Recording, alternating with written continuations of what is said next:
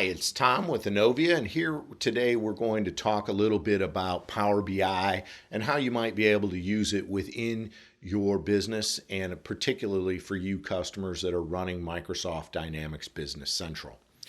As you're probably aware, Business Central takes two forms. So if you're in the SaaS model, meaning that you're paying a monthly subscription and the software is hosted by Microsoft in their global tenant, you have an opportunity that makes it really easy to get your Power BI integrated.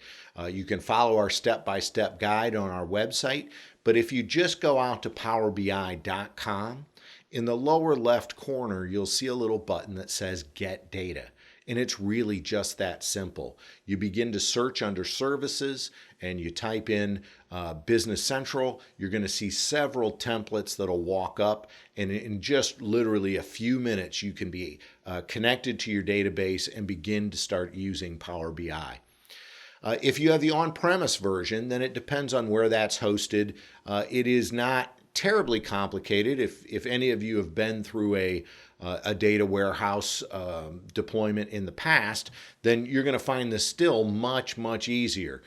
It will take just a little bit of mapping to get it connected to your database and to be able to expose some of those tables using OData.